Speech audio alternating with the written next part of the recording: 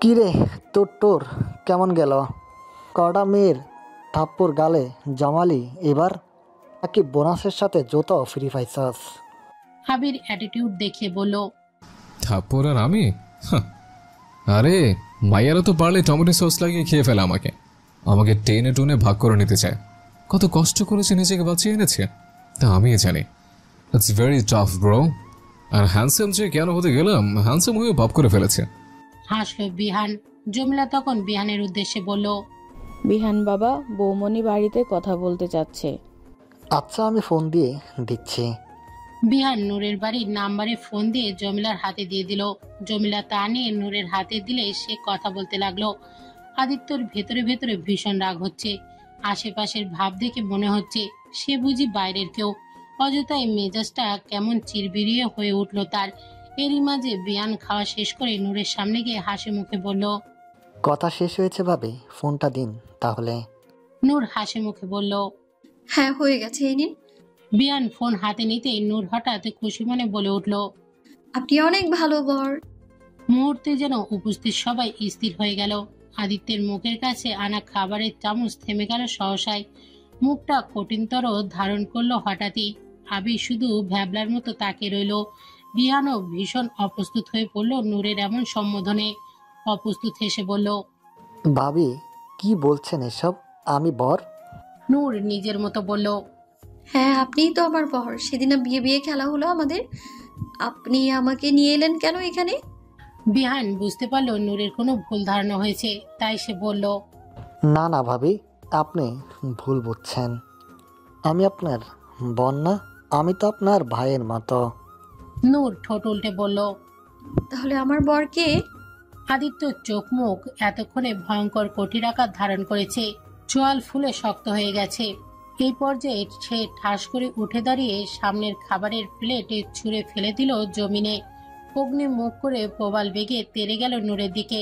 বিয়ান কিছু বলার আগেই সে গিয়ে এক হাতে নূরের চোয়াল চেপে ধরল। ভয়ে নূর আটকে উঠল। মাথায় ক্রোধ চড়ে যাওয়ায় আদিত্য চোয়াল শক্ত করে বলল, আমি তোমার বর। এই সাদমান শাহরিয়ার আদিত্য তোমার বর, তোমার হাজবেন্ড, অন্য কেউ না।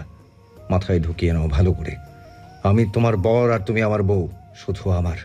বুঝতে পেরেছো? নূর এমনিতেই ভয়ে কাহিল, তার উপর এত শক্ত করে চোয়াল ধরায় ব্যথায় কেঁদে ফেলল সে। নূরের চোখে পানি দেখে রাগে পাগল আদিত্য হুঁশ এলো বোধহয়। সে নূরকে ছেড়ে দ্রুত পা ফেলে ওপরে নিজের রুমে চলে গেল। ছাড়া পেয়ে নূর কাঁদতে লাগলো। জমিলা এসে তাকে শান্ত করার চেষ্টা করলো। আবির বিহানের উদ্দেশ্যে বলল, কি রে শালা, এসব কি হচ্ছে? কি চোখ করে সব? বিহান আপাতত আবিরের কথা কানে না নিয়ে আদিত্যের রুমের দিকে দৌড়ালো। রুমে এসে দেখলো আদিত্য ক্রোধে বসে রুমের মাঝে পায়চারি করছে। বিহান ওর সামনে গিয়ে অপরাধী সুরে বলল, আই এম সরি আদি, আসলে আমি বুঝবার পারি নাই। ভাবি এমন ধারণা নিয়ে আছে, তাহলে আমি আগে হেডা ক্লিয়ার করে দিতাম। আদিত্য নিজের রাগ দমিয়ে বলল, তুই কেন সরি বলছিস? তোর কি দোষ? বোঝা তো ওর উচিত ছিল, যাকে তাকে বর বলে দেবে। ও কি জানে না ওর বর কে? বিহান জবাবে বলল, কিভাবে জানবে? তুই কখনো জানতে দিয়েছিস? তুই তো জানিস ভাবির মানসিক অবস্থা কেমন। সে সুস্থ মানুষের মতো ভাবতে পারে না। এখানে আসার পর থেকে শুধু আমাকে শুধু সামনে দেখেছে। আমি টুকটাক খেয়াল রাখি তার ভালো মন্দের। হয়তো এই কারণে সে মনে করেছে আমি। আদিত্য স্থির দৃষ্টিতে তাকালো বিহানের দিকে। বিহান শান্ত সুরে বলল, দেখ আদি, আমি তোর মনোভাব বুঝতে পারছি, তবে তোকেও বুঝতে হবে ভাবি বাকিদের মতো না। তার সাথে শক্তি প্রয়োগ করে কখনো তার আপন হতে পারবি না। ভাবির হলো ছোট বাচ্চার মতো মন। তাকে সেভাবে আদর, আহ্লাদ আর কেয়ার ভাবে তাকে ফিল করাতে হবে। তুইও তার একমাত্র আপন। না হয়তো অনেক বেশি পর হয়ে থাকবি তার।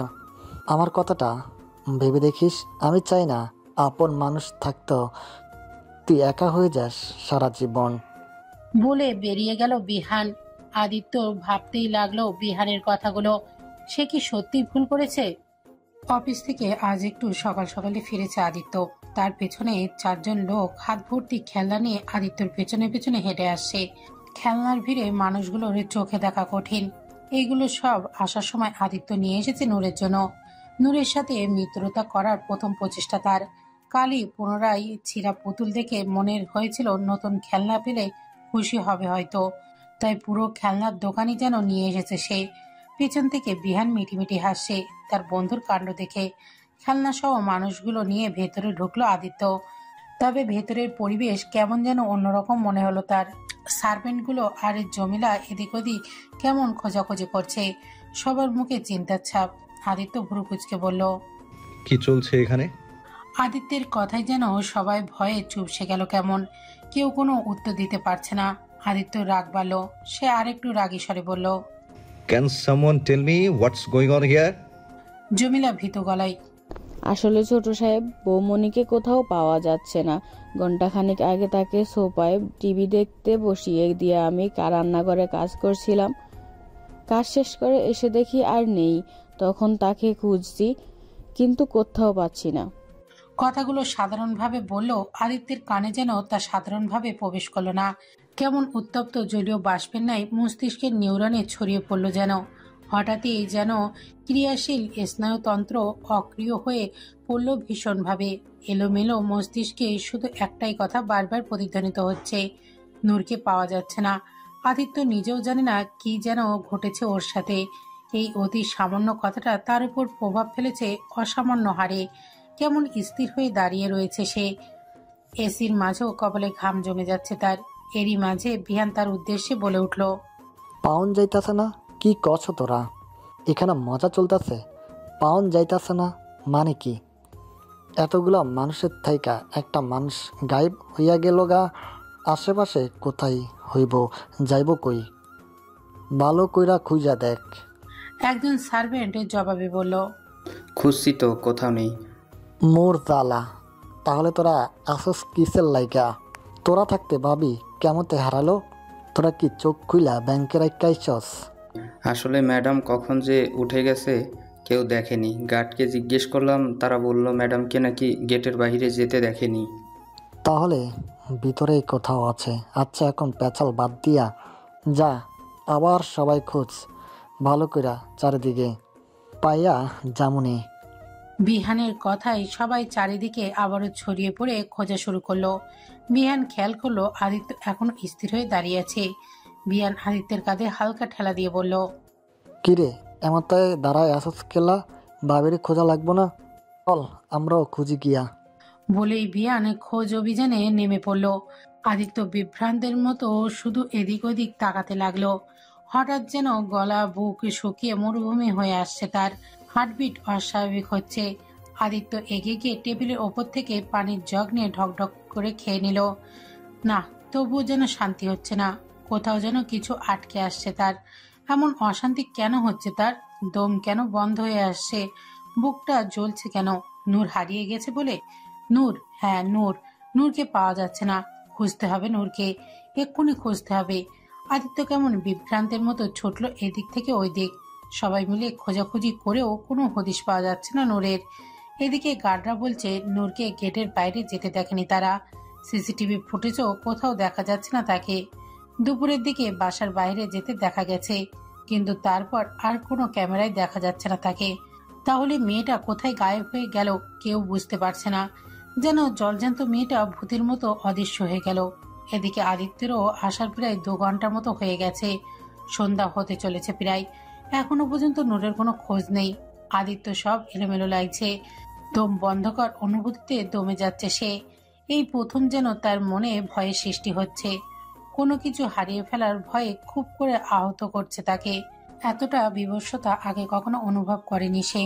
এতটা বিভৎস যে মাথায় কোনো কিছুই কাজ করছে না তার। নিজেকে এতটা অসহায় কখনোই মনে হয়নি যেন তার। এত এত ক্ষমতা তার, অথচ একটা মেয়েকে খুঁজে বের করতে পারছে না সে। রাগের মাথায় ফেটে যাচ্ছে। অসহ্য গুমোট যন্ত্রণায় ছটফট করছে হৃৎপিণ্ডটা। ওই গুমোট দম বন্ধকর অবস্থা থেকে বাঁচতে ব্যালকনিতে এসে দাঁড়ায় আদিত্য। নিঃশ্বাস চলাচল ঠিক করার চেষ্টা করা। তখনই হঠাৎ কিছু কানে এলো তার। ছোট্ট ছোট্ট আওয়াজে বলা কারোর অস্পষ্ট গলা শুনতে পেল সে। সাথে হালকা হাসার শব্দ।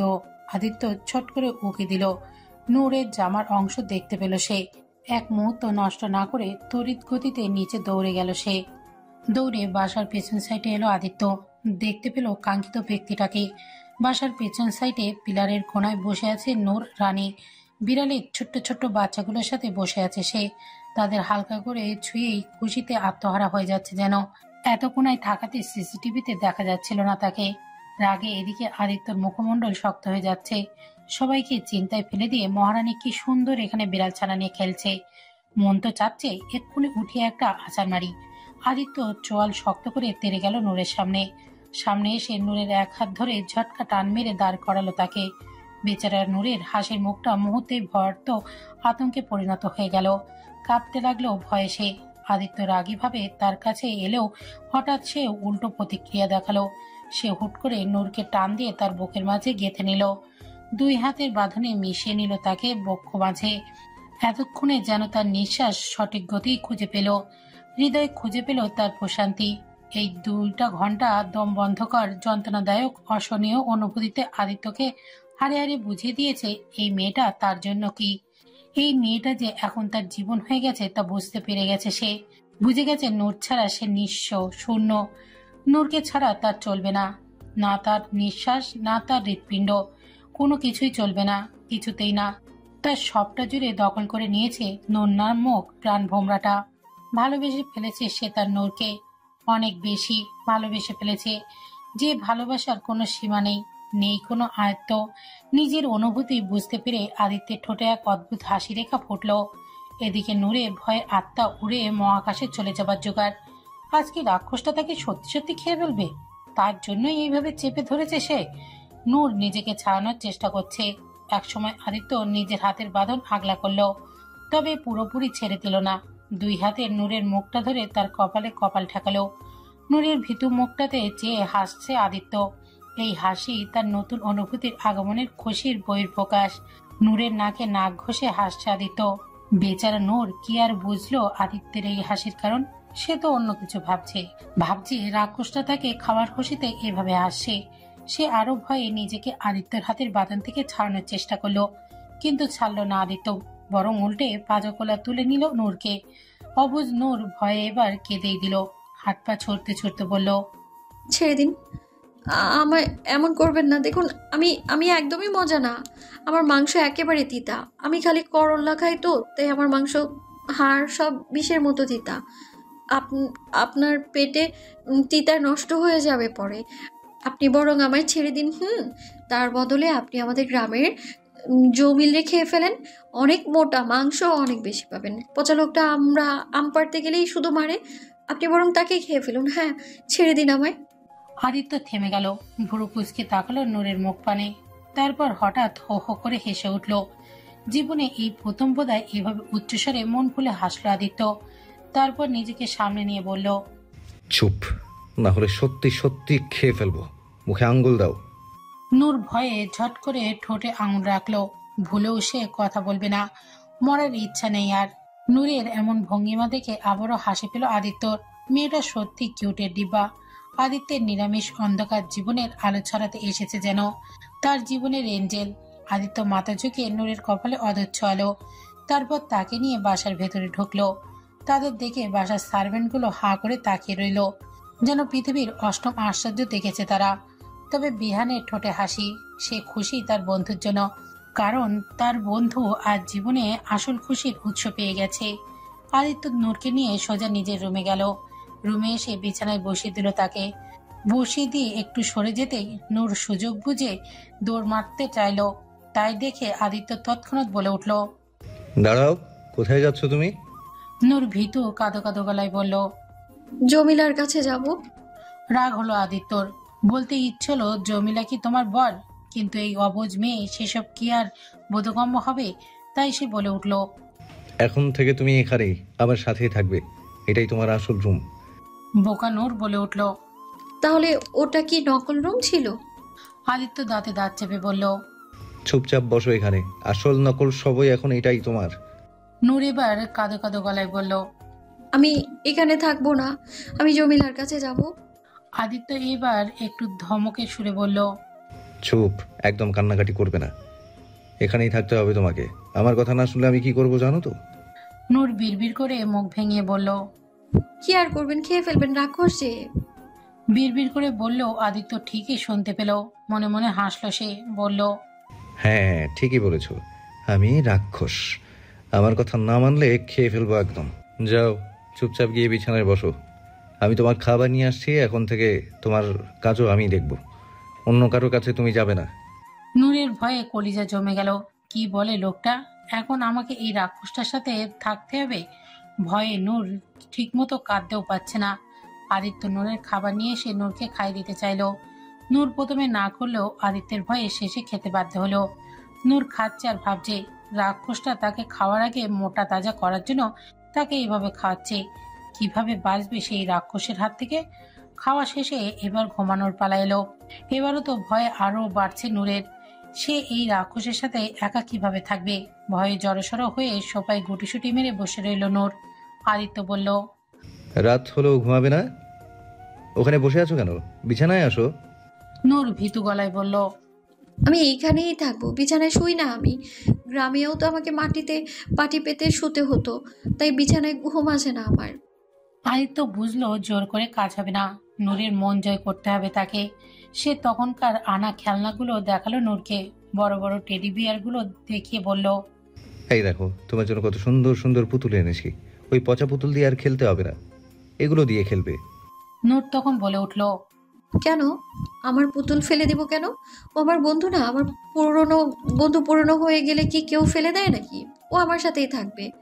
অবুঝ নূর কথাটা অতটা না বুঝেই বললেও আদিত্যর মনে ঠিকই দাগ কেটে গেল কথাটা।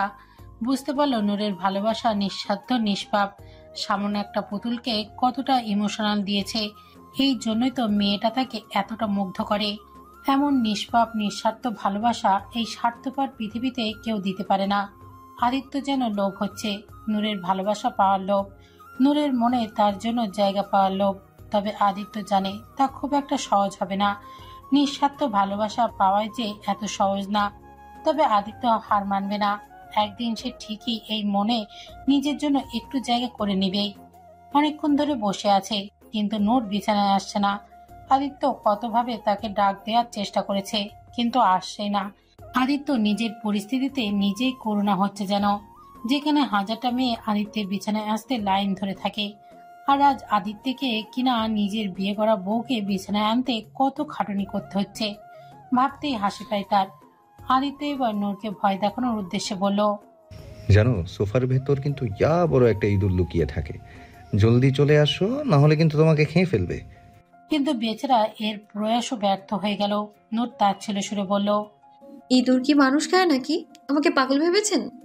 আদিত্য মেকি হেসে বলল, না না, তুমি কেন পাগল হবে? পাগল তো আমি। আমার বাপ পাগল, আমার 14 গোষ্ঠী পাগল। এইসব বলে হতাশ দীর্ঘশ্বাস ছাড়ল আদিত্য। প্রথম দিনই বোধহয় সে ফেল হয়ে গেল। মুখ হতাশা করে বিছানার খেলনাগুলো সরাতে নিল আদিত্য। হঠাৎ করেই ছোঁয়া লেগে একটা খেলনা মিউজিক বেজে উঠল। মিউজিকের শব্দে নূরের চোখ গেল সেদিকে। আদিত্যের পাশে একটা মিউজিক্যাল বল ডান্সারের খেলনা, কাচের একটা বলের মতো, যার ভেতর একজোড়া কাপল ডান্সের পুতুল ডান্স করছে। তার মাঝে স্নো হোয়াইট ছড়াচ্ছে চারিদিকে। নূরের চোখ যেন আটকে গেল তাতে। চোখ পিটপিট করে উৎসুক দৃষ্টিতে তাকিয়ে রইল সেদিকে। সেটা খেয়াল করলো আদিত্য। সুযোগ বুঝে সে খেলনাটা হাতে নিয়ে নূরের দিকে দেখিয়ে বলল, এটা নিবে? দেখো কত সুন্দর, নিতে চাইলে এখানে এসো। নূরের যেন এই মুহূর্তে ভয়ের কথা আর মনে থাকলো না। তার সকল আকর্ষণের কেন্দ্রবিন্দু এখন এই আশ্চর্যজনক জিনিসটা। নূরে সেটা দেখার লোভে ধীরে ধীরে উঠে গেল আদিত্যের কাছে। বিছানায় এসে বসল সে, চোখের দৃষ্টি শুধুই ওই খেলনাটাতে। বিছানায় বসে খেলনাটা নিজের হাতে নিল সে। হাসি ফুটলো আদিত্যের ঠোঁটে। যাক, শেষমেশ নূরকে তার কাছে আনাতে পেরেছে। নূর খেলনাটা হাতে নিয়ে বিস্ময়কর নজরে তাকিয়ে দেখতে লাগলো, আর খেলনাটার ভেতরে ডান্স দেখে হাসতে লাগলো সে। আদিত্য মুগ্ধ হয়ে শুধু দেখলো তাকে। নূর তার কাছে আছে, এখন তার সবটা জুড়েই শুধু প্রশান্তি। নূর খেলনা নিয়ে খেলতে খেলতে একসময় নিজেই ঘুমে ঢলে পড়তে নিল। তা দেখে আদিত্য ধরে ফেলল তাকে, আস্তে করে শুয়ে দিল তাকে বালিশে। মায়াময় চোখে তাকিয়ে রইল নূরের মুখ পানে। মুখ নামিয়ে অদর ছোয়ালো কপালে। নূরের গালে বৃদ্ধা আঙুল বসিয়ে মায়াবী চোখে তাকিয়ে মনে মনে বলল, আম সরি, তোমাকে আগে দূরে সরিয়ে রেখেছিলাম, তবে আর না। আজ আমার জীবনে তোমাকে পুরোপুরি স্বাগতম। আজ থেকে তোমাকে আর এক মুহূর্তের জন্য অপেক্ষা করবো না। তুমি আমার রাজ্যের রানী, আমার জান, আমার অ্যাঞ্জেল। এরপর নূরকে নিজের বুকে জড়িয়ে প্রশান্তিতে চোখ বুজে নিল আদিত্য। ঘুমের রেশ কেটে চোখ দুটো মেলে তাকালো আদিত্য। তাকিয়ে জীবনের সবচেয়ে প্রশান্তিময় মুহূর্তের সাক্ষী হলো সে। বুকের মাঝে যখন নূরের ঘুমান্ত নিষ্পাপ মায়ার সাগর মুখখানা নজরে এলো, মায়া ভরা মুগ্ধ নয়নে তাকে রইল নূরের মুখ পানে। আজকের মতো সুন্দর সকাল যেন কখনোই দৃশ্যমান হয়নি আদিত্যের জীবনে। যেমন কাল রাতের মতো প্রশান্তিময় ঘুমও এর আগে কখনো হয়নি আদিত্যের। বুক জুড়ে যেন কেবলই প্রশান্তির এক অনাবিল শিথিলতা, যেন শত বর্ষ ধরে অশান্ত ছুটে চলা পথিক তার মঞ্জিলের দেখা পেয়েছে। ক্লান্ত তৃষ্ণার্ত বুকটা পেয়েছে পানির দেখা। জীবনটা এতটা সুখময় হতে পারে তা নূর ওর জীবনে না আসলে হয়তো জানতে পারত না সে। আল্লাহর কাছে লাখো লাখো শুকরিয়া জানায় আদিত্য। সেদিন নূরের বোন পালিয়ে না গেলে নূরকে কিভাবে পেত সে?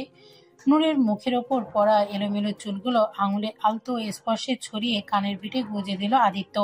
মুখ নাবিয়ে অধর ছোঁয়ালো নূরের কপালে। কিছু সময় ওভাবে থাকলো সে। ঠিক তখনই হঠাৎ নূরের ঘুম ভেঙে গেল।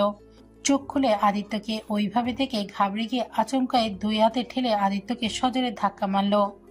অপ্রস্তুত থাকায় আদিত্য আচমকায় ধাক্কা খেয়ে ব্যালেন্স হারিয়ে বিছানা থেকে নিচে পড়ে গেল। হতবাক দৃষ্টিতে তাকালো সে নূরের দিকে। নূর ঝট করে বিছানা থেকে উঠে দাঁড়াতে গিয়ে ভীতগ্রস্ত হয়ে বলে উঠল, আমাকে ঘুমের মাঝে খেয়ে ফেলেছিলে, পচা রাক্ষস। আদিত্য রাখলো ভীষণ। যাকে সে নিজের সবটা মালিক করে দিয়েছে তাকে নাকি সে খেয়ে ফেলবে। আদিত্য উঠে দাঁড়িয়ে নূরের দিকে তেড়ে যেতে যেতে দাঁত কিরমির করে বলল, আমি রাক্ষস? তোমাকে তো আমি... আদিত্য তেড়ে আসা দেখে নূর আবারও ঘাবড়ে গেল। নিজের আত্মরক্ষায় সে আশেপাশে যা পেল তা উঠিয়ে নিয়ে আদিত্যকে হুমকি দিল, দেখো, একদম আমার কাছে আসবে না, নইলে কিন্তু আমি এটা দিয়ে মারবো। তারপর জোরে জোরে চিল্লাতে লাগলো নূর, বাঁচাও, বাঁচাও আমায়, এই রাক্ষস আমায় খেয়ে ফেললো, বাঁচাও কেউ আমায়। আদিত্য বুঝলো রাগলে কাজ হবে না। রাগ দেখে নূর আরো ভয় পেয়ে যাচ্ছে, তাই শান্ত হয়ে নূরকে বোঝাতে চাইলো, নূর, মাই অ্যাঞ্জেল, দেখো আমার কথা শোনো, শান্ত হও প্লিজ। আমি তোমাকে কিচ্ছু করবো না, আমার কাছে এসো। নূর যেন কোনো কিছুতেই শুনতে রাজি না। ধীরে ধীরে সে কেমন হাইপার হয়ে উঠছে। জোরে জোরে বাঁচাও বাঁচাও বলে চিল্লাচ্ছে। আদিত্য তার দিকে এগিয়ে যেতে নিলেই সে হাতের কাছে যা পাচ্ছে তাই ছুঁড়ে মারছে। এরই মধ্যে একটা কাচের বোতল এসে লাগলো আদিত্যের হাতে। হাতে লেগে কাচে কেটে গেল হাত। ব্যথা পেয়ে হাত ঝাঁকিয়ে হালকা আর্তনাদ করে উঠল আদিত্য। ততক্ষণে নূরের চিল্লাচিল্লি শুনে বিহান সহ বাকিরাও দৌড়ে এলো ওখানে। দরজা খুলে বিহান ভেতরে ঢুকলো। পিছু পিছু জমিলাও এলো। বিহানকে দেখে নূর দৌড়ে বিহানের পেছনে গিয়ে লুকালো। লুকিয়ে ভয়ার্ত কণ্ঠে বলল, বাঁচান আমায়, এই রাক্ষস আমায় খেয়ে ফেললো। নূরের কথায় তবদা খেয়ে গেল বিহান। আদিত্যের দিকে তাকে দেখলো আদিত্যের হাত থেকে রক্ত পড়ছে। বিহান ছুটে আদিত্যের কাছে গিয়ে উদ্বিগ্ন হয়ে বলল, কি রে, হাত কাটটা গেল কেমতে? কি হয়েছে এখানে? আদিত্যের হাত কাটার চেয়ে বেশি কষ্ট হচ্ছে নূরের এভাবে ওকে ভয় পাওয়া দেখে। করুণ দৃষ্টিতে তাকিয়ে রইল সে নূরের পানে, যে এই মুহূর্তে জমিলার পেছনে লুকিয়ে পড়েছে। সে কি এতটাই ভয়ঙ্কর, এতটাই খারাপ হবে? হয়তো খারাপ বলেই তো নূর ওকে রাক্ষস ভাবছে, ওকে অ্যাকসেপ্ট করছে না। আদিত্যর চোখের ইশারায় জমিলাকে বোঝালো আপাতত নূরকে এখান থেকে নিয়ে যাক, না হলে নূর শান্ত হতে পারবে না। আদিত্যর ইশারায় জমিলা নূরকে নিয়ে গেল আপাতত। বিহান আদিত্যের হাতে ব্যান্ডেজ করে দিচ্ছে। খেয়াল করলো আদিত্যের মুখটা বিষণ্ণ হয়ে আছে। বিহান হয়তো বুঝতে পারলো এর কারণ। সে শান্ত সুরে বলল, এত হতাশ হলে হইব জানি, তোর লাগে ভাবি, এমন করলে তোর ধীরে লাগে, কিন্তু একটু তো সময় লাগবই। তোর বোঝন লাগবো, ভাবির মনে তোরে লইয়া আতঙ্ক বৈশা গেছে। তো জলদি কাজ হইব না, সময় লাগবো আর মেহনত লাগবো। তোর প্রেশন হওয়ানের কাম নাইকা, দেখবি বহুত জলদি ভাবিও তোরে পছন্দ কইরা ফালাইব। আদিত্য দীর্ঘশ্বাস ছেড়ে বলল, আই জাস্ট হোপ সো। নূরের এই উপেক্ষা আমি আর নিতে পারছি না। আমি কি করলেও আমাকে নিজের পছন্দের তালিকায় রাখবে বল না? ও শুধু একবার বললে আমি সব কিছু ওর কদমে ঠেলে দিব, অথচ ও আমাকে চাই না। ওর চোখে যখন আমার জন্য ভীতি দেখি তখন নিজেকে দুনিয়ার সবচেয়ে খারাপ ব্যক্তি মনে হয়। চাপ লইস না, সব ঠিক হইয়া যাইব গা। বিয়া করছ যখন বইয়ের পেরা তো লহন লাগবো। স্মিত হাসলো আদিত্য, তারপর বলল, গিয়ে দেখ নূর ঠিক আছে কিনা, ও শান্ত হয়েছে কিনা। জমিলা খেলা আছে বাবির লহে, তুই চিন্তা করিস না। জমিলা অনেক বুঝিয়ে শুনিয়ে নূরকে শান্ত করেছে, নূরকে খাওয়ার খাইয়ে দিয়েছে। নূর এখন বিছানায় বসে পুতুল নিয়ে খেলছে। জমিলা তার পাশে বসে মাথায় হাত বুলিয়ে দিয়ে বলল, বৌমনি, আপনি ছোট সাহেবকে দেখে এত ভয় পান কেন? নূর মুখটা ফুলিয়ে বাচ্চাদের মতো করে বলল, কারণ সে রাক্ষস, আমার দাদির রূপকথার গল্পে সেই রাক্ষস যে সবাইকে খেয়ে ফেলে, আমাকেও খেয়ে ফেলবে। জমিলা হালকা হেসে বলল, না বৌমনি, আপনি ভুল বুঝছেন। ছোট সাহেব রাক্ষস হতে যাবে কেন? সে তো আপনার স্বামী, তার সাথে আপনার বিয়ে হয়েছে।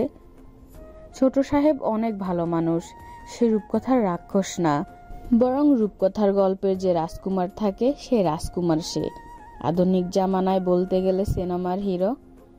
দেখেন না, দেখতেও কি সুন্দর হিরোর মতো। জমিলার কথায় নূর গভীর ভাবনায় পড়ল যেন। হ্যাঁ, লোকটাকে দেখতে তো ওই হিরোদের মতোই, কিন্তু উনি তো ভয়ঙ্কর। জমিলা আবারও বলল, আজকে আপনি ঠিক করেন নাই বৌমনি, ছোট সাহেব আপনার স্বামী, তাকে আপনি ওভাবে মারলেন, আল্লাহ নারাজ হবে।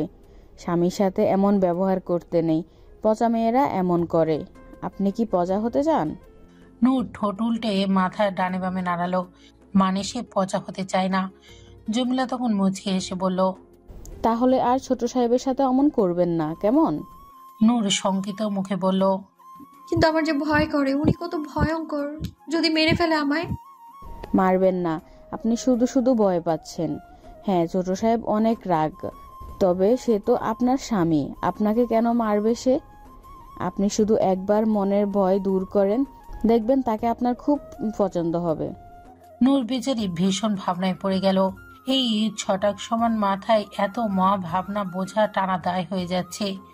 আবির এসেছে দুপুরের দিকে আদিত্য অফিসে, তাই এতক্ষণ নূরের সাথে আড্ডা দিয়ে এখন লিভিং রুমের সোফায় টান টান হয়ে শুয়ে আছে। গিটার বুকের উপর রেখে টুংটাং আওয়াজ তুলছে তাতে। ঠিক তখনই দরজা দিয়ে এক সুন্দরী রমণীর আগমন ঘটল। সে এগিয়ে এসে বলল, এক্সকিউজ মি। আবির চোখ তুলে তাকালো। যথারীতি সুন্দরী রমণী দেখা মাত্রই তার ঠোঁটে বাঘা হাসি ফুটল। ঠাস করে উঠে দাঁড়ালো সে, মেয়েটির দিকে হালকা ঝুঁকে ফ্ল্যাটিং ভঙ্গিতে বলল, আগে কারেন্ট তো হতে দাও, তারপর না এক্স করো। মেয়েটি ভুরু কুচকে বলল, sorry. Don't be. By the way, আপনার সুন্দর মুখে সুন্দর নামটা যদি বলতেন। জি। Wow, what a unique name. জি? না না, আমার নাম জিনা, আমার নাম Mithila. Hi Mithila, Abir, single. Abir single? Single আবার কারোর সারনেম হয় নাকি? এটা সারনেম না, সিঙ্গেল আমার স্ট্যাটাস। আবির দুঃখিত ভঙ্গিতে বলল, জানেন, আমি পুরো 3 ঘন্টা 25 মিনিট 30 সেকেন্ড ধরে সিঙ্গেল আছি। এই দুঃখ শোয়া যায় বলেন? দুঃখে আমার গেঞ্জি ছেড়ে যাচ্ছে। আমি এত সিঙ্গেল হয়ে গেছি, এত সিঙ্গেল হয়ে গেছি যে আমার জুতো সিঙ্গেল হয়ে গেছে। এটা রাখেন, এক পায়ে শুধু জুতো আছে। আমার দুঃখ দেখে নিশ্চয়ই আপনারও কষ্টের মুখে আটা মতো ঝরে যাচ্ছে। কষ্ট পেন না, আপনি আছেন তো, নিশ্চয়ই আমার কষ্ট দূর করবেন, তাই না? যত যাই হোক, আমার মতো একটা হ্যান্ডসাম কিউট ছেলেটাকে নিশ্চয়ই আপনি কষ্ট পেতে দেবেন না। মিথিলা এবার তবদা খাওয়ার ভঙ্গিতে বলল, এক্সকিউজ মি, কি আবল তাবল বলছেন? আমি এখানে মিস্টার আদিত্যর সাথে দেখা করতে এসেছি। কেএস গ্রুপের বসের সেক্রেটারি আমি। বস আমাকে পাঠিয়েছেন মিস্টার আদিত্যকে একটা ডিলের ব্যাপারে বলতে। ডিলটা কনফিডেন্সিয়াল, তাই বাসায় এসে কথা বলতে বলেছেন। আবির একগাল হেসে বলল, আরে আমি তো আপনার মিস্টার আদিত্য। আসুন, আমরা রুমে গিয়ে ডিল ডিসকাস করি, কেমন? এখানে অনেক ডিস্টারবেন্স হবে। ও, আপনি mister Aditya? Hello sir, nice to meet you. বলেই মেয়েটা হ্যান্ডশেকের জন্য হাত বাড়ালো। আবির মেয়েটার হাত ধরে বলল, আরে হ্যান্ডশেক করে এসব বিদেশিদের ঢং, আমরা তো দেশি, আর দেশিরা করে কোলাকুলি। আসেন কোলাকুলি করি, দেশি সংস্কৃতিকে তো বাঁচিয়ে রাখতে হবে, তাই না? বলেই আবির মেয়েটাকে জড়িয়ে ধরতে গেলে মেয়েটা বিভ্রান্ত হয়ে একটু সরে যায়। ঠিক তখনই বিহান এসে উপস্থিত হয় সেখানে। ওদের দেখে বলে, কি হইতাছে এখানে? আর এই মায়াটা কেডা? আবির দাঁতে দাঁত চেপে বলল, হতে দিলি কই শালা, একটু বড় আসলে তোর মগজে কিডনি হয়েছে তো? কি হইতাছে এখানে? আর এই মায়াটা কেডা? মিথিলা তখন বলে উঠল, জি, আমি মিথিলা, কেএস কোম্পানি থেকে এসেছি আদিত্য স্যারের সাথে দেখা করতে। ও আচ্ছা, মাগার আদিত্য অফিসে এখন? মিথিলা বিস্মিত কণ্ঠে বলল। অফিসে মানে? তাহলে উনি কে? উনি তো বললো উনি মিস্টার আদিত্য। আবির বেচারা ধরা খেয়ে নিজের মুখ লোকাতে এদিক ওদিক চোরের মতো তাকাতে লাগলো। বিহান ভুরু কুচকে কতক্ষণ তাকে রইল আবিরের দিকে, তারপর হঠাৎই হো হো করে হেসে দিয়ে বলল, হ, হাসাই কোশ্চেন। ও হচ্ছে আদিত্য আর আমি শাহরুখ খান। আর এটা হলো গিয়া পাকিস্তান প্লেস। আর এটা পৃথিবী না, মঙ্গল গ্রহ। বলেই আবারও হাসতে লাগলো বিহান। মিথিলা ভেবাচাকা খেয়ে বলল, মানে? আরে ম্যাডাম, হলো গিয়া এ হালাই কোনো আদিত্য ফাদিত্য না। আরে ও তো আদিত্যর বাসার জারুদারেরও যোগ্যতা না। আদিত্য দয়া কইরা ওরে বন্ধু কইরা আর রাখছে, না হলে বেচারা পাগল ছাগলরে সবাই উষ্টা মারে। মিথিলা এবার একটু ভয় পেয়ে আবিরের থেকে দূরত্ব বজায় রেখে সরে দাঁড়িয়ে বিস্ময় ভরা কণ্ঠে বলল, কি বলেন? উনি পাগল? খালি না, একেবারে বদ্ধ পাগল। ওর পাগলামি খালি সুন্দরী মায়াগর দেখলেই পারে। সুন্দরী মায়াগর দেখলে ওর মগজ পেটের ভিতরে ঢুকা যায়, কিডনি ঢুকে যায় ফুসফুসের ভিতরে, পুরাই কেমিক্যাল মিক্সার হইয়া জায়গা। তখন ওর কোনো হুঁশ থাকে না। বলেন কি? থ্যাংক গড আপনি আমাকে বাঁচালেন, না হলে এই পাগল তো আজ আমাকে মেরেই ফেলতো। আমি বরং যাই মিস্টার আদিত্যর অফিসে দেখা করে নিব। বলেই মেয়েটি তড়িৎ গতিতে পালালো ওখান থেকে। তা দেখে বিয়ান হাসতে লাগলো। তারপর আবিরের দিকে তাকাতেই দেখতে পেল আবির কেমন হিংস্র দৃষ্টিতে তাকিয়ে আছে তার দিকে। দাঁত কিরমির করে বলল, আমি পাগল, ঠিক আছে, আজ তোকে একটু পাগলামি দেখিয়ে ছাড়ি। বিয়ান অবস্থা বেগতিক দেখে ছুট লাগালো, তবে আবিরেও ছাড়ার পাত্র নয়। দৌড়ে ধরে ফেললো তাকে। বিহানকে সোফার উপর চেপে ধরে ক্ষিপ্ত সুরে বলল, আমি পাগল? আর আমি দেখ এখন কেমন লাগে। সকাল সকাল আমার ডেট নষ্ট করে দিলি। বিহান হাসতে লাগলো। এক পর্যায়ে আবির ক্লান্ত হয়ে বিহানকে ছেড়ে দিয়ে সোফায় গা এলিয়ে বসে পড়ল। বিহানও আরাম করে বসে বলল, তুই কি ফিটা হস না? আর কত ভাই, একটার উপরে অন্তত টিক্কা দা। আবির পকেট থেকে সিগারেট বের করতে করতে বলল, এখানে কি ভোট চলছে নাকি যে একটার উপরে সিল মেরে দিব? আরে আবির হলো মহৎ প্রাণ ব্যক্তি, সকল নারীদের সেবক নিজেকে বিসর্জন করে দিয়েছেন। শুধু একজনকে ধরে বাকিদের কষ্ট দেওয়ার মতো স্বার্থপর না আমি। বলেই সিগারেট মুখে পুরে লাইটার জ্বালাতে নিল আবির। ঠিক তখনই বিহান বলে উঠল, আর আহানা? আহানার নাম শুনতেই জ্বলন্ত লাইট তৎক্ষণাৎই স্থির হয়ে গেল আবিরের হাতে। সাথে থমকালো মুখশ্রীও। বেখেয়ালিতে হঠাৎই আগুনের হালকা ছ্যাঁকা লাগলো আবিরের আঙুলে। ছট করে লাইটারটা হাত থেকে ফেলে দিল সে। ঠোঁটে গোজা সিগারেট বের করে দ্বিধান্বিত মুখ করে বলল, হোয়াট আহানা? এখানে আহানা কোত্থেকে আসলো? কোত্থেকা আবার আইব? আহানা তো বহুত আগের থেকে আইসাই বৈশা আছে তোর কলজার ভিতরে। তা ওর সাথে এমতে করবি তুই? কি বলতে বলছিস? এই জন্যই তোর কই সস্তা মাল খাইস না। আর আমাকে বললে আমি তোর দামি বিদেশে খাওয়াইতাম। এখন ভুলভাল বকছিস। আচ্ছা, আমি ভুলভাল বকতাছি, ঠিক আছে। একখান কাম করি, তোর তো আর ইন্টারেস্ট নাই আহানার প্রতি। ভাবতেছি আমি বিয়ে করে ফেলাই আহানারে। বিয়ের বয়সে তো হইয়া গেছে, আর আহানা তো দেখতে লাহান চাঁদের মতো। ভাল লাগে আমার। আবির এবার জল শক্ত করে তাকালো বিহানের দিকে। চোখ ভীষণ তপ্ত। তা দেখে বিহান বাঁকা এসে বলল, কিরে এমতে তাকাস কেলা? খায়া হালাবিনি? তোর আবার রাগ টাগ হইতাছে না তো আমার কথায়? আবির দাঁতে দাঁত পিষে উঠে দাঁড়ালো। সামনে টি টেবিলে সজোরে একটা লাথি মেরে হন হন করে বেরিয়ে গেল সে। তার যাওয়ার পরে তাকিয়ে বিহান স্মিত হেসে বলল, পাগলা। রাত তখন 9টা পার হয়েছে। নূর এখনো পর্যন্ত জমিলার কাছেই আছে। জমিলা কত করে বোঝাচ্ছে তাকে আদিত্যের রুমে যেতে, কিন্তু নূর ভয়ে রাজি হচ্ছে না। আপাতত নূরকে রেখে জমিলা রান্নাঘরে কাজে গেছে। নূরের রুমে আর ভালো লাগছে না, তাই তার পুতুলটাকে কোলে নিয়ে সে একটু করিডোরে এলো। সামনের দিকে হাঁটতে লাগলো একটু সে। হাঁটতে হাঁটতে এক সময় খেয়াল করলো সে আদিত্যের রুমের সামনে চলে এসেছে, যেখানে কাল রাতে এসেছিল ওই লোকটার সাথে। খেয়াল হতেই ভয় শুরু হয়ে যায় তার মনে। সে শক্ত হয়ে দাঁড়িয়ে উল্টো করে দ্রুত চলে আসতে পা বাড়ায়, কিন্তু হঠাৎই কিছু চোখে পড়ে যায় তার, যার দরুন তার বাড়ানো কদম থেমে যায়। আদিত্যের রুমের দরজা হালকা খোলা ছিল। সেখান থেকে ভেতরে দেখতে পায় নূর। দেখতে পায় আদিত্য বিছানায় বসে আছে খালি গায়ে। তার পিঠে বড় একটা ক্ষত দেখা যাচ্ছে, তাজা ক্ষতের দাগ। আদিত্য তার ক্ষততে হয়তো মলম লাগাতে যাচ্ছে, কিন্তু ভালো করে হাত পৌঁছাচ্ছে না। হাতে সে ব্যান্ডেজটাও রক্তে ভিজে উঠেছে, যেখানে সকালে আঘাত করেছিল নূর। আদিত্যকে এভাবে দেখে অবুঝ নূরের মনে অপরাধ জাগলো যেন। জমিলার তখনকার কথা মনে পড়ে গেল তার। সে কি সত্যি সত্যি পচা মেয়ে হয়ে গেছে? কিন্তু নূর তো পচা হতে চায় না। নূর দ্বিধান্বিত মাঝে হালকা ভীতু মনেই ধীরে ধীরে এগিয়ে গেল রুমের ভেতর। আদিত্য তখনও নিজের আঘাতে মলম দেওয়ার প্রয়াস করে যাচ্ছে। শত্রু গ্যাংয়েদের সাথে আজ ফাইট করতে হয়েছে তাকে। শত্রুপক্ষ তো বরাবরের মতোই কুপকাত করে দিয়েছে সে, তবে ফাইটে তারও একটু আঘাত লেগেছে।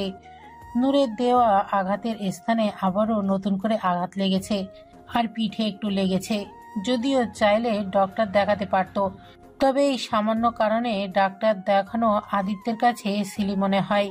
আর হাতের এই ক্ষততে সে কাউকে হাতই লাগাতে দিবে না। এটা ওর অ্যাঞ্জেলের দেওয়া প্রথম ক্ষত। এখানে অন্য কারোর হাত দেওয়ার অনুমতি নেই, তাই নিজেই নিজেরটা করবে সে। তবে হাত পৌঁছাতে না পারায় একটু অসুবিধায় পড়ল সে। ততক্ষণে নূর আদিত্যের পেছনে এসে দাঁড়িয়েছে। আদিত্যের এমন স্ট্রাগল দেখে কেমন মায়া হলো তার। সে বলে উঠল, কি হয়েছে তোমার? তড়িৎ গতিতে পেছনে ফিরে তাকালো আদিত্য। নূরকে এখানে দেখে অনেকটাই বিস্ময় কাজ করলো তার চকিত নজরে। যেন তার বিশ্বাসই হচ্ছে না নূর নিজে থেকে এখানে ওর কাছে এসেছে। সে তো ভেবেছিল নূর বোধহয় আর ওর রুমে আসবেই না। আদিত্য চোখের পাতা কেমন চিকচিক করে উঠল। নূর আবারও আস্তে করে বলল, কষ্ট হচ্ছে তোমার? আদিত্য নূরের দিকে এক ধ্যানে তাকিয়ে থেকে মুচকি এসে বলল, এতক্ষণ হচ্ছিল, এখন আবার হচ্ছে না। নূর আমতা আমতা করে বলল, আমি লাগিয়ে দিই? আদিত্যের চোখে চমক যেন বাড়ল, মনে হচ্ছে খুশিময় অনুভব। সে বিবরিত কণ্ঠে বলল, তুমি দিবে? নূর ঘাড় কাত করে বলল, হ্যাঁ দিব। আমার পুতুলের কেটে গেলে আমি তো মাটির মলম লাগিয়ে দিই, আমি পারি তো লাগাতে। আচ্ছা। হ্যাঁ দিন, মলম দিন। আদিত্য মলমটা নূরের হাতে দিল। নূর আদিত্যের পেছনে পিঠে পাশে বসলো। অপরিকল্পিত নূর মলমের টিউব টিপে এক গাদা মলম নিজের হাতে ঢেলে নিল। তারপর ক্ষতস্থানে জোরে জোরে লেপটে দিতে লাগলো। নূরের অপরিকল্পিত কাজে আদিত্যের শরীরে জ্বলনের অনুভব হলেও মন জুড়ে অসীম প্রশান্তি ছড়িয়ে গেল। ঠোঁটে হাসি রেখা বিদ্যমান। নূর তাকে নিজ হাতে ছুঁয়ে দিচ্ছে, তার জন্য চিন্তা দেখাচ্ছে। এ যেন মহামূল্যবান কিছু ঘটছে তার সাথে। সামান্য এই ব্যথার পরিবর্তে নূর যদি এভাবে ওর কাছে আসে, তাহলে আদিত্য রোজ পুরো শরীর আঘাত পেতে রাজি। মলম লাগানো শেষে নূর বলল, হয়ে গেছে। আদিত্য ঘুরে বসলো তার দিকে। নূর শোধায়, এখন ব্যথা কমেছে? আদিত্য মুগ্ধ অপলক নয়নে তাকিয়ে বলল, না, কমে যাবে কোথায়? আমার নূর এত সুন্দর করে মলম যে লাগিয়ে দিল, ব্যথার বাপের সাধ্য আছে আর থাকার? নূরের নজর গেল আদিত্যের হাতে রক্তে ভেজা ব্যান্ডেজটার দিকে। অপরাধ বোধ হলো ভীষণ। নূর অপরাধী সুরে বলল, আমি কি সত্যিই পচা মেয়ে? আদিত্য ভুরু কুঁচকে বলল, না তো, আমার নূর কেন পচা হতে যাবে? কে বললো তোমাকে এই কথা? আমি জানি আমি পচা কাজ করেছি। ওই যে তোমার ব্যথা দিয়েছি কত, পচা মেয়েরাই তো এমন করে। একদম না, তুমি পচা হতেই পারো না, তুমি তো আমার অ্যাঞ্জেল। নূর অ্যাঞ্জেল শব্দের অর্থ বুঝল না। কেমন প্রশ্নবিদ্ধ চোখে তাকালো সে। আদিত্য বুঝতে পেরে বলল, অ্যাঞ্জেল মানে পরী।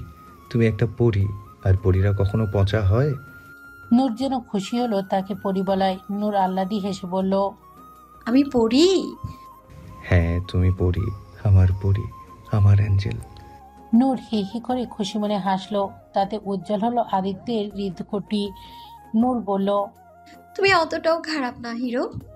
আদিত্য কৌতূহলী কণ্ঠে বলল, হিরো? হ্যাঁ, ওই যে সিনেমার হিরো, তুমিও তো ওই হিরোর মতোই। সত্যি? সত্যি। এভাবেই নানা কথাবার্তার মাঝে নূর আদিত্যের সাথে অনেকটাই ফ্রি হয়ে গেল। তার ভয় কেটে গেল অনেকটাই। আদিত্যের মনে খুশির বাতাস বইছে। তার নূর তার সাথে সহজ হচ্ছে। এর চেয়ে খুশির আর কি হতে পারে তার জন্য? হঠাৎ নূর জিজ্ঞেস করলো, আচ্ছা, তুমি পিঠে ব্যথা পেলে কি করে? তোমাকেও কি তোমার মা বাবা বোনেরা মারে? নূরের এই কথায় আদিত্য স্থির হলো খানিক। কপাল কুঁচকে জিজ্ঞেস করলো। মানে? হ্যাঁ, ওই যে আমাকে যেভাবে মারতো সবাই, আমি পাগল তো, তাই ওরা মারে আমায় সবাই ধরে। আদিত্যের বুকের মাঝে মোচড় দিয়ে উঠল, চোখের পাতায় ছেয়ে গেল ব্যথিত ছায়া। সে ছট করে নূরকে টান দিয়ে বুকের মাঝে গেঁথে ফেললো, দুই হাতে আষ্টে পিষ্টে জড়িয়ে ধরে বলল, আর কেউ মারবে না তোমাকে, কখনো না। তোমার উপর আর কোনো প্রহারের হাত আমি উঠতে দিব না। তোমাকে আমার এই ছোট্ট রাজ্যের রানী করে রাখবো, যেখানে কেউ তোমাকে আঘাত করতে পারবে না। শুধু ভালোবাসা আদরে ভরিয়ে দেবো তোমাকে। আর হ্যাঁ, তুমি পাগল না, ওই ফালতু কথাটা আর বলবে না। তুমি আমার পরী, আমার অ্যাঞ্জেল। আদিত্যর এভাবে জাপটে ধরায় প্রথমে একটু ভয় পেয়ে যায় নূর, তবে ধীরে ধীরে কেমন যেন ভয় কেটে যায় তার। আদিত্যের কথার মর্ম বুঝতে অক্ষম সে, তবুও কেন যেন ভালো লাগলো লোকটার কথাগুলো। তার বুকে হৃদয় স্পন্দনের ধ্বনি শুনলেও যেন ভালো লাগছে তার। আজ সবই ভালো লাগছে তার। ঘুম ভেঙে চোখ মেলে তাকাতেই বিশাল একটা চমক পেল নূর। চোখের সামনে বাস্কেটের মাঝে ছোট্ট সুন্দর একটা বিড়ালছানা দেখতে পেল। তা দেখে প্রফুল্ল চিত্তে ছট করে উঠে বসলো সে, চোখে মুখে খুশিময় চমক। বিড়ালছানাটা সেদিনের ওই বাসার পেছনে, তাও চিনতে সময় লাগলো না তার। খুশিতে আমোদিত কণ্ঠে সে বলল, ও মা, তুই তুই এখানে কি করে এলি? কি সুন্দর দেখাচ্ছে তোকে। পছন্দ হয়েছে তোমার? হঠাৎ আদিত্যের কণ্ঠ শুনে পেছনে ঘুরে তাকালো নূর। আদিত্য বসে আছে তার পেছনে, যেন নূরের এই খুশির মুখটা দেখার জন্যই অপেক্ষা করছিল সে। কাল রাতে আদিত্যের কাছে ঘুমিয়েছিল নূর, তাও কোনো কৌশল ছাড়াই। নূর নিজের ইচ্ছাতেই আদিত্যের সাথে কথা বলতে বলতে একসময় ঘুমিয়ে পড়েছিল, আর আদিত্য তার বুকে পেয়েছিল আবারও সেই অনাবিল প্রশান্তি। তার অ্যাঞ্জেলকে বুকে নিয়ে আরো একটা প্রশান্তময় রাত পার করেছে। তাই তো সকাল সকাল নূরের মুখে হাসি ফোটাতে এই বিড়ালছানা ধরে এনেছে সে। যদিও এসবে আদিত্যের ভীষণ অ্যালার্জি, তবে এখন সে তার নিজের কিছুই নেই। নূরের খুশির জন্য সব পারবে সে। আদিত্য মুচকি এসে বলল, কি হলো বলো, পছন্দ হয়েছে? নূর বিস্মিত ভরা কণ্ঠে বলল, এটা তুমি এনেছো? হ্যাঁ, তোমার জন্য। খুশি হয়েছো তুমি? নূর প্রশস্ত হাসি উপহার দিল আদিত্যকে, উৎসাহী কণ্ঠে বলল, অনেক খুশি হয়েছি। তুমি একদম রাখোস না, তুমি তো অনেক ভালো একটা হিরো। নূরের খুশির আলো উজ্জ্বল হলো যেন আদিত্যের হৃদয় ভুবন। আদিত্য হালকা হেসে বলল, আচ্ছা, তাহলে হিরো তোমাকে গিফট দিল, এখন তুমিও তাকে প্রতিদানে কিছু দাও। রিটার্ন গিফট দিতে হয়, বুঝেছো? মানে ফিরতি উপহার দিতে হয়। তাহলে হিরোকেও খুশি হয়ে কিছু দাও। নূর ঠোঁট উল্টে মলিন মুখ করে বলল, কি দেব তোমায়? আমার কাছে তো কিছু নেই, শুধু এই পুতুলটা ছাড়া। সব উপহার দিতে টাকা বা জিনিস লাগে না। এসব ছাড়াও তুমি চাইলে অনেক বড় কিছু দিতে পারো। নূরের চিন্তাগ্রস্ত মুখ করে বলল, কি দিতে পারি? আদিত্য নূরের মুখের সামনে ঝুঁকে বলল, এই তোমার মিষ্টি ঠোঁট দুটোর ছাপ আমার গালে লাগাতে পারো, সেটাও অনেক বড় উপহার। তাই এটাও উপহার হয় বুঝি? হয়তো। আমার জন্যই তো এটাই বেস্ট উপহার। আচ্ছা, এই নাও। অতঃপর নূর তার অধর ছোঁয়ালো আদিত্যের গালে। আবেশে মোহিত হলো আদিত্যের মঞ্জিল। জীবন বুঝি এত সুখের হয়? নূর মানেই তার সুখের সাম্রাজ্য। চুমু দেওয়ার পর নূর বলল, এই যে দিয়েছি, এখন খুশি? আদিত্য প্রাপ্তিময় হেসে নূরকে এক হাতে টেনে বুকের মাঝে জড়িয়ে নিয়ে বলল, আমার এঞ্জেল থাকা মানেই আমার খুশির ভান্ডার। সবসময় এভাবেই থাকিস আমার কাছে, কখনো ছেড়ে যাস না আমাকে। নূর আদিত্যের বুকের মাঝ থেকে বলে উঠল। কিন্তু আমাকে তো এখনই যেতে হবে। আদিত্য ছট করে নূরের মাথা সামনে ধরে কপাল কুঁচকে বলল, যেতে হবে মানে? কোথায় যেতে হবে? বাথরুমে যেতে হবে, আমার বাথরুম পেয়েছে তো। আদিত্য শব্দ করে হেসে উঠল। হাসতে হাসতে নূরের কপালে কপাল ঠেকিয়ে বলল, তুই সত্যি একটা জাদুর ময়না পাখি। নূর ওয়াশরুম থেকে ফ্রেশ হয়ে বেরিয়ে এলো। এতদিনে সব শিখে গেছে, এখন আর বাথরুমে যেতে কাউকে লাগে না তার। জমিলা নূরের সব জিনিসপত্র আদিত্যের রুমে এনে দিয়ে গেছে সকালবেলা। যদিও জিনিসপত্র বলতে নূরের একটা ব্যাগ শুধু, যাতে ওর কিছু জামা কাপড় আছে শুধু। নূর ওয়াশরুম থেকে বেরিয়ে আসলে আদিত্য খেয়াল করলো নূরের জামা এক জায়গায় ছিঁড়ে গেছে। আদিত্য তা দেখে বলল, এটা তো ছিঁড়ে গেছে, এটা পরেছো কেন? আরে তাতে কি হয়েছে? আমি তো এর চেয়েও কত ছেঁড়া জামা পরে থাকতাম, এতে কিছুই হয় না। আর তাছাড়া সব জামাই এমন প্রায়। আদিত্যের এই মুহূর্তে নিজের উপর তীব্র পরিমাণ রাগ হচ্ছে। রাগে ইচ্ছা করছে নিজেকে চাবুকের ঘাত করতে। সে নিজের বইয়ের প্রতি এতটুকু খেয়াল রাখতে পারেনি। কেমন স্বামী সে! যার জন্য সবকিছু উজাড় করে দিবে, তারই সামান্য প্রয়োজনের খবর নেই তার। আদিত্য নূরের কাছে এসে নূরের গালে হাত রেখে অপরাধী চোখে তাকিয়ে বলল, আম সরি অ্যাঞ্জেল, এবারের মতো মাফ করে দাও, আর কখনো এমন ভুল হবে না। নূর বুঝতে না পেরে বলল, কি ভুল হবে না? কিছু না, ওসব ছাড়ো। আজ আমরা শপিংয়ে যাব, আবার অ্যাঞ্জেলের সব জিনিসপত্র কিনে আনবো। সত্যি আমার শপিংয়ে নিয়ে যাবেন? কিন্তু আমাকে তো কেউ নেয় না। আমি কত যেতে চাই, কিন্তু কেউ নেয় না। আমি নিয়ে যাব তোমাকে। আমার অ্যাঞ্জেল যা চাইবে তাই হবে এখন থেকে। চলো এখন নিচে গিয়ে নাস্তা করে নাও, তারপর যাব আমরা। আচ্ছা। আদিত্য নূরের হাত ধরে নিচে নিয়ে এলো। নূর রোজগারের মতো নিচে বসতে চাইলো, কিন্তু আদিত্য বসতে দিল না। সে বলল, এখন থেকে তুমি চেয়ারে বসে খাবে, নিচে বসে খেতে হবে না। কিন্তু আমি তো টেবিলে খেতে পারি না। তাতে কি হয়েছে? খেতে না পারলে আমি খাইয়ে দেবো তোমাকে, তবুও নিচে খাবে না তুমি। আদিত্য নূরকে চেয়ারে বসিয়ে নিজ হাতে খাইয়ে দিতে লাগলো। তা দেখে বাসার সার্ভেন্টরা বিস্ময়ে অজ্ঞান হওয়ার জো। এমন একটা দৃশ্য কোনোদিন দেখার ছিল তার জীবনেও কল্পনা করেনি তারা। তবে জমিলা আর বিহান খুশি হলো তা দেখে। আদিত্য ফাইনালি ওর আপনজন পেয়ে গেছে, এটাই খুশির কারণ। রাজধানীর বিশাল বহুল এক শপিং মলে এসেছে আদিত্য নূরকে নিয়ে। সাথে আবির ও বিহানও এসেছে। যদিও বিহান আসতে চায়নি, আবির ওকে জোর করে টেনে এনেছে, এই বলে যে আয় তোকে একটু চুড়ি মালা কিনে দেই। আদিত্য নূরের হাত ধরে রেখেছে নিজের হাতের মাঝে। নূর তো বিস্ময়ে হতবাক। শপিং মলের চাকচমক দেখেই চোখে ধাঁধা লেগে গেছে তার। বিস্ময় ভরা নজরে চারপাশে তাকিয়ে দেখছে সে। আদিত্য নূরের হাত ধরে সামনে সিঁড়ি লিফটের দিকে এগিয়ে গেল। সেটা দেখে নূর আরো বিস্ময়ে আবিষ্কার করলো সিঁড়ি একা একাই চলছে। কি অদ্ভুত ব্যাপার! আদিত্য নূরকে নিয়ে সিঁড়িতে পা দিতে নিলেই নূর ভয় পেয়ে বলল, না না, আমি এটাতে উঠবো না। এটাতে চান্দু মিয়ার নানির ভূত আছে। দেখেন না, একা একাই চলছে। আমাদের গ্রামে চান্দু মিয়ার নানির ভূত রাতের বেলা একা একাই নৌকা চালাতো। সেই ভূত এইখানেও চলে আসছে। ড্রামাবাজ আবির তখন আতঙ্কি হওয়ার ভঙ্গিতে বলে উঠল, ও মাই গড, ভূত! আদিত্য আমার ভূতের মনে নিয়ে এলি? এ ছিল তোর মনে? না হয় মাঝে মধ্যে একটু একটু তোর পকেট মেরে খাইতাম, তাই বলে এভাবে বলে নিবি তুই? এমনটা করতে পারলি? দুঃখে কলিসে ডায়রি হয়ে যাচ্ছে আমার। বিয়ান পাশ থেকে বলে উঠল, আরে সমস্যা কিসের? বুতনিদের সাথে ইচ্ছা মতন প্রেম প্রীতির আসর বসাবি। তোরে পাইয়া বুতনিবাসীরাও খুশি হইয়া দেব গা। এমনিতে তোর লাইগা বুতনি গোষ্ঠীরে ঠিক আছে। খাপে খাপ মাইনকার বাপ। এদের কথায় আদিত্য বিরক্ত হয়ে বলল, চুপ করবি তোরা? যেখানে সেখানে শুরু হয়ে যাস। তারপর নূরের উদ্দেশ্যে বলল, ভয় নেই অ্যাঞ্জেল, এখানে কোনো ভূত টুত নেই। এটা একটা মেশিন শুধু। আমি আছি না, আসো আমার সাথে, ভয় পেও না।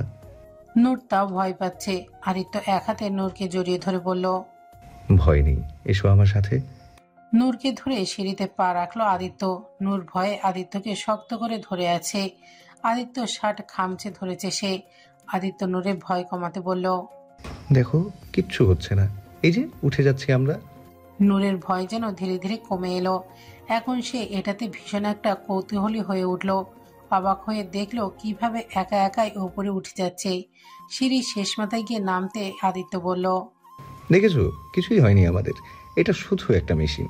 নূর যেন ভীষণ রকম উৎসুক হলো। সে বলল, আমরা আবার একটু উঠি এটাতে। এখন?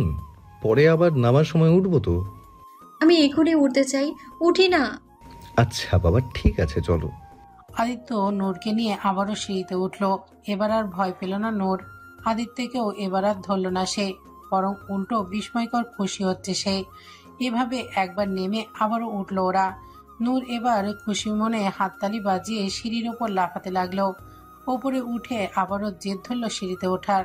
আদিত্য পড়ে গেলে এক বিপাকে। এই মেয়ে তো এখানে সারাদিন কাটিয়ে দেবে। নূর এবার একাই উঠে বলল, মা আনন্দে বারবার উঠছে আর নামছে সে। আদিত্য বেচারা করুণ মুখ করে দাঁড়িয়ে আছে। আবির বিহানের উদ্দেশ্যে বলল, যা এখন বালিশ নেয়, ভাবিস সিঁড়ি বিলাস করার মাঝে ঘুম হয়ে যাবে মনে হচ্ছে। নূর এবার ওপরে আসলে আদিত্য তাকে ধরে আটকে দিয়ে আদরে সুরে বলল, নূর মাই অ্যাঞ্জেল, অনেক মজা করেছো। এখন একটু শপিং করে নেই প্লিজ। দরকার হলে এই সিঁড়ি আমি বাসায় লাগিয়ে দিব, তুমি সারাদিন চড়ে বেরিও, কেমন? এখন চলো দয়া করে। সত্যি? তিন সত্যি। আচ্ছা চলো তাহলে। হাফ ছেড়ে বাঁচলো বেচারা আদিত্য। নূরকে নিয়ে অনেক কেনাকাটা করলো আদিত্য। আবির আর বিহানও টুকটাক ঘুরে দেখছে। আবির তো শপিং মলের চেয়ে বেশি সুন্দরী মেয়েদের চেকিং এ ব্যস্ত। শপিং এর শেষে নূরকে নিয়ে সবাই ফুড কর্নারে বসলো। হঠাৎ আদিত্যের একটা জরুরি ফোন আসলো। নেটওয়ার্ক না পাওয়ায় আদিত্য একটু উঠে গিয়ে অন্যদিকে গিয়ে কথা বলতে লাগলো। নূর জুস খাচ্ছিল। তখনই ওর চোখ আবারও একটা বিস্ময়কর বস্তুতে পড়ে। এবারের বিস্ময়টা যেন আরো বিশাল। নূর দেখলো সামনের ছোট্ট ঘরটার মধ্যে মানুষ ঢুকছে, তবে বের হচ্ছে অন্য মানুষ হয়ে। এটা দেখে তো নূর আশ্চর্যিত হয়ে গেল পুরো। নূর বিষয়টা ব্যাখ্যা করতে পাশে আবিরকে বলল। আচ্ছা, ওই ঘরটাতে মানুষ ঢোকার পর অন্য মানুষ হয়ে যাচ্ছে কেমন করে? আবির বুঝলো নূর লিফটের কথা বলছে, যেখানে একজন যাচ্ছে তো আরেকজন আসছে। আবির ভাবলো একটু মজা করা যাক নূরের সাথে। সে নূরকে বলল, আরে এটার কথা জানো না ভাবি, এটা একটা ভয়ানক জাদুর ঘর। এখানে মানুষ ঢুকলে বের হয়ে অন্য মানুষ হয়ে। নূর বিস্ময়ে শঙ্কিত হয়ে বলল, বলো কি?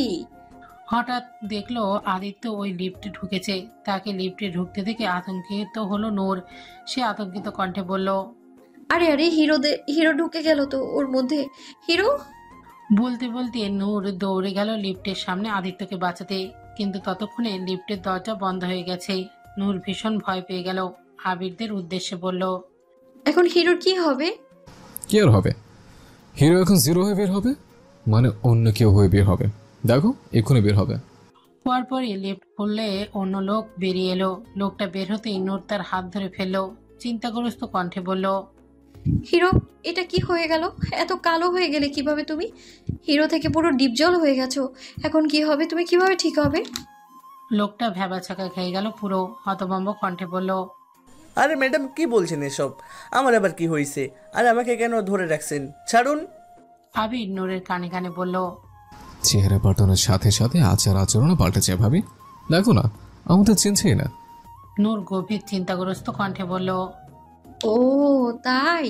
তাহলে এখন কি করব? কিভাবে ঠিক করবো হিরোকে? আর ওই যে দেখো সামনে একটা দোকান, ওখানে পুরান মালের বদলে নতুন মাল দেয়। ওখানে গিয়ে বলো এটাকে নিয়ে তোমার ব্র্যান্ড নিয়ে নতুন হিরোকে দিতে। তাই? আচ্ছা, নিয়ে যাচ্ছি তাহলে। বলেই নূর লোকটাকে ওই দোকানের দিকে টেনে নিয়ে গেল। লোকটা যেন পুরোই হতবিহ্বল ওদের কাজে কর্মে। সে নূরের কাছ থেকে নিজের হাত ছাড়ানোর চেষ্টা করে বিভ্রান্ত মুখে বলল, আরে হচ্ছেটা কি এসব? কোথায় নিয়ে যাচ্ছেন আমাকে? ছাড়ুন বলছি। নূর এই পর্যায়ে আবির আর বিহানকে বলল, আরে তোমরা দাঁড়িয়ে আছো কেন? হিরোকে শক্ত করে ধরো, ছুটে যাবে তো। আবির লোকটাকে ধরে রাখলো যাতে ছুটতে না পারে। বিহান আবিরের উদ্দেশ্যে বলল, কি করছিস এসব? আরে চিল কর না, একটু মজা করতে দে। তুই ধর ভালো করে। আবির আর বিহান মিলে লোকটাকে দুপাশ থেকে শক্ত করে ধরলো। বেচারা লোকটা এবার ভয় পেয়ে গেল। আতঙ্কিত কণ্ঠে বলল, কি করছেন? কোথায় নিয়ে যাচ্ছেন আমাকে? দেখুন, ছেড়ে দিন আমাকে প্লিজ। আমার গার্লফ্রেন্ড আমার জন্য ওয়েট করছে। প্লিজ ছাড়ুন। আবির লোকটাকে বেধড়ক একটা ধমক দিয়ে বলল, চুপ, একদম চুপ। আর একটা কথা বললে একদমই দোতলা থেকে ছুঁড়ে মারবো। প্রথমত, আমি এখনো বেঁচে থাকতে তোর কিভাবে গার্লফ্রেন্ড হতে পারে? এখন তো তোর পোস্টমর্টম করেই ছাড়বো। ওরা ধরাধরি করে লোকটাকে সেই দোকানে নিয়ে এলো। দোকানের সেলসম্যানের উদ্দেশ্যে নূর বলল, আমাকে এই পুরান মালটার বদলে নতুন হিরো দিন। সেলসম্যান বেচারা তবদা খেয়ে গেল। সে বুঝতে পারলো না নূর কি বলছে। সেলসম্যান বলল, ম্যাম কি বলছেন এসব? হিরো দেবো মানে? এখানে পুরন ডিফেক্ট মালের বদলে নতুন মাল দেওয়া হয়। নূর ডিফেক্টিভ ওয়াটার অর্থ বুঝতে না পেরে আবিরকে জিজ্ঞাসা করলো, ডিফেক্টিভ মানে কি? আবির বলল, ভাবি, ডিফেক্টিভ মানে নষ্ট বা ভেঙে চড়ে গেছে এমন। ও, তার মানে এই বদলানো হিরোটাকেও আমাদের ভাঙতে হবে? তাহলে উনি নতুন হিরো দেবে, ওনাকে তাহলে ভাঙো একটু। আচ্ছা ঠিক আছে, এক কাজ করি, ওর হাতটা ভেঙে ফেলি। নূর বলল, আরে না না, হাত ভাঙলে সূচু করবে কি করে? হ্যাঁ তাও ঠিক। তাহলে ওর পা ভাঙ্গি। পা ভাঙলে কুতকুত খেলবে কি করে? তাহলে কি ভাঙবো ভাবি? এক কাজ করি, টস করি আমরা, যেটা উঠবে সেটাই ভাঙবো। বাহ ভাবি বাহ, এত বুদ্ধি নিয়ে ঘুমন কিভাবে? ওদের এসব কথাবার্তা বেচারা লোকটার হার্ট অ্যাটাক হওয়ার জো। বেচারা এবার কাঁদো কাঁদো করুণ সুরে বলল, কি বলছেন এসব আপনারা? আমাকে কি প্লাস্টিকের বদলে পেয়েছেন? হাত ভাঙবেন, পা ভাঙবেন? দেখুন, দয়া করে আমাকে ছেড়ে দিন প্লিজ। নূর এবার ধমকের সুরে বলল, এই একদম চুপ। দেখছো না লটারি করছি, একদম ডিস্টার্ব করবে না। লোকটা এবার কেঁদেই ফেলবে এদের অত্যাচারে। তখনই হঠাৎ একটা মেয়ে এসে বলল, সোহেল, তুমি এখানে? আমি তোমার জন্য সেই কখন থেকে অপেক্ষা করছি, আর তুমি এখানে অন্য মেয়ের সাথে ঘুরছো। নূর তখন মেয়েটির উদ্দেশ্যে বলল, আরে ও সোহেল না, আমার হিরো, আমার বিয়ে খেলার বর। এখন একটু বদলে গেছে তো, তাই পাল্টাতে এসেছি আমরা। মেয়েটির তেতে উঠে বলল, কি, তুমি বিয়ে করে ফেলেছো? You cheater! আজকের পর থেকে নিজের কুশ্রী চেহারা আমাকে দেখাবে না। বলেই মেয়েটির আগে হনান করে বেরিয়ে গেল। লোকটা তখন আরো জোরে জোরে ভেবা করে কাঁদতে লাগলো। কাঁদতে কাঁদতে বলল, এত টাকা খরচ করে একটা গার্লফ্রেন্ড পটিয়েছিলাম, তা চলে গেল। এসব নাটকের মাঝে আদিত্য সেখানে এসে উপস্থিত হলো। এসব দেখে ভুরু কুচকে বলল, কি হচ্ছে এসব এখানে? তোরা এখানে কি করছিস? আদিত্যকে দেখে নূর খুশি হয়ে তার কাছে দৌড়ে গিয়ে বলল, আরে হিরো, তুমি তো দেখছি ঠিকই আছো। ঠিক আছি মানে? আমার আবার কি হবে? অবস্থা বেগতিক হবে বুঝতে পেরে আবির চেপাগুলি খুঁজে পালানোর চেষ্টা করলো। আদিত্য তা দেখেই বলে উঠল, এই দাঁড়া, এসব কাণ্ড তোরই তাই না? আবির তৎক্ষণাৎ দুনিয়ার সবচেয়ে ইনোসেন্ট মুখটা বানিয়ে ফেললো, যেন এইমাত্র ভূমিষ্ঠ হলো পৃথিবীতে। ফিসেল হেসে বলল, কি আমি সব করতে পারি নাকি? আমার 3 পুরুষে আমার কাজ করতে পারে না। তুইও না, ভোলা ভালো ভাই, সবসময় খালি আমার বকস। যা, খেলবই না আর। বলেই আবির ন্যাকা ভঙ্গি করে অন্যদিকে চলে গেল। আদিত্য স্মিত হেসে বলল, ড্রামাবাজ। নূর খুশি মনে আদিত্যকে বলল, ভালো হয়েছে তুমি এসেছো। তুমি আর যেও না ওই জাদুর ঘরে। আদিত্য মুচকি এসে বলল, আমি আমার অ্যাঞ্জেলকে ছেড়ে কোথাও যাব না। আদিত্য নূরের হাত ধরে বেরিয়ে এলো দোকান থেকে। শপিং শেষে ফিরতে নিলেই হঠাৎ নূর কাউকে দেখে উৎসুক কণ্ঠে ডেকে উঠল। আরে ঝুমু! নূরের ডাকে আদিত্য কৌতূহলী হয়ে তাকালো নূরের তাকানো বরাবর। দেখলো সামনে একটা সেলস গার্লসকে ডাকছে ও। আদিত্য প্রশ্নবিদ্ধ চোখে তাকিয়ে বলল, তুমি চিনো ওকে? নূর বলল, আরে ও ঝুমু, আমার বোন। নূর দৌড়ে এগিয়ে গেল মেয়েটার দিকে। আদিত্যও গেল ওর সাথে। নূর মেয়েটির কাছে এসে বলল, আরে ঝুমু, তুই এখানে? নূরের ডাকে মেয়েটি এবার ফিরে তাকালো। নূরকে দেখে তারও চোখে মুখে বিস্ময়। সে বিস্ময় চোখে তাকিয়ে বলল, পাগলি, তুই এখানে কি করছিস?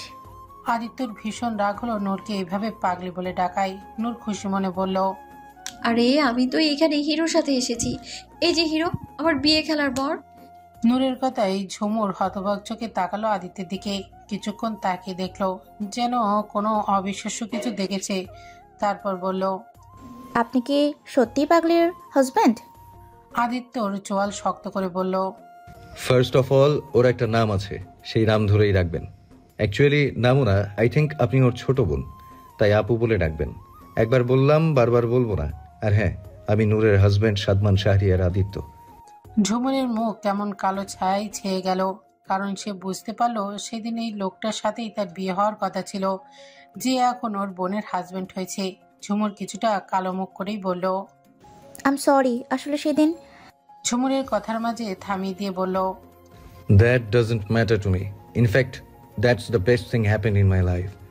ঝুমুরের মুখটা যেন আরো বেশি কালো হয়ে গেল। নূর বলল, এই ঝুমুর, চল না আমাদের সাথে। আমাদের অনেক বড় বাড়ি, তোকে দেখাবো, চল। আদিত্য নূরের উদ্দেশ্যে বলল, নূর, উনি এখানে চাকরি করছেন, এভাবে হঠাৎ করে যেতে পারবেন না, অন্য সময় আসবেন। আদিত্য বিহানকে ডেকে বলল, বিহার, ওনাকে আমাদের বাসার ঠিকানাটা দিয়ে দাও, সময় করে আসবে নূরের সাথে দেখা করতে। এরপর নূরের হাত ধরে বলল, অ্যাঞ্জেল, চলো, এখন আমাদের যেতে হবে। নূর যেতে যেতে ঝুমুরের উদ্দেশ্যে বলল, আমাদের বাড়িতে আসিস ঝুমু, অনেক মজা হবে। ঝুমুর জোরপূর্বক হাসলো শুধু। আদিত্য নূরকে নিয়ে চলে গেল। ঝুমুর চেয়ে রইল তাদের যাওয়ার পানে। দেখলো আদিত্য ওদের সেই পাগলিকে কেমন রাজরানীর মতো মাথায় করে রেখেছে। তাদের পেছনে দুজন বডিগার্ড এক গাদা শপিং ব্যাগ উঠিয়ে নিয়ে যাচ্ছে। খুশির ঝলক নূরের চোখে মুখে। এটা তো হয়তো তারও হতো যদি সে ভুল ডিসিশন না নিত। দেখতে দেখতে প্রায় মাস পেরোতে চলল আদিত্য নূরের বিবাহিত সময়কাল। নূরের আবহে আদিত্যের ভুবন রংধনুর 7 রঙের চেয়েও রঙিন। তার আধারে ঘেরা একাকিত্বের জীবনে যেন নূরময় আলোয় আলোকিত হয়ে গেছে। প্রশান্তিময় আবেশে ভরে উঠেছে আনাচে কানাচে। আগে এই বাড়িটা শুধু একটা কংক্রিটের ইমারত বই আর কিছুই ছিল না, তবে এখন এটা শোকের বালিধারা হয়েছে। সারাদিনের কর্মব্যস্ততার শেষে যখন আদিত্য বাসায় ফিরে নূরের হাসি মাখা নিষ্পাপ মুখটা দেখে, তখন আকাশ ভেঙে যেন তার সব প্রশান্তি শীতল বর্ণ হয়। জীবন বুঝি এতদিনে জীবিত মনে হচ্ছে তার। অন্যদিকে নূরও এই কয়েকদিনে আদিত্যের সাথে পুরোপুরি মিশে গেছে। আদিত্য এখন সবচেয়ে পছন্দের ব্যক্তিতে সামিল হয়ে গেছে। হবে নাই বা কেন? আদিত্যের অসামান্য যত্ন আর ভালোবাসায় নূর কিভাবে বা তাকে পছন্দ না করে থাকতে পারে? এখন তো আদিত্যকে ছাড়া ভালোই লাগে না। সে যতক্ষণ অফিসে থাকে ততক্ষণ নূরের সময় কাটে না। যদিও আদিত্য প্রতি 30 মিনিট পর পরই ফোনে কথা বলে নূরের সাথে। নূর অন্য আলাদা ফোন কিনে দিয়েছে, সে কিভাবে ফোন দেখতে হয় সেটাও শিখিয়ে দিয়েছে। আর নূরও সেটা পেয়ে একটু পরপরই আদিত্যকে ফোন করে। আদিত্য হাজার ব্যস্ততা হলেও নূরের ফোন কখনোই মিস করে না সে। নূর ফোন করে দুনিয়ার হাবিজাবি পেঁচাল পারবে আর আদিত্য হবে তার একমাত্র অনুগত শ্রোতা। এইভাবে কাটছে তাদের খুশিময় প্রহরগুলো। অফিস থেকে মাত্র ফিরেছে আদিত্য। গাড়ি পার করে দ্রুত বাসার দরজার দিকে এগিয়ে গেল সে। আজকাল যত দ্রুত সম্ভব সে বাসায় চলে আসে। প্রাণভোমরাকে বেশিক্ষণ না দেখে যে মন ব্যাকুল হয় তার, তাই তো যত জলদি পারে কাজ শেষ করে চলে আসে সে।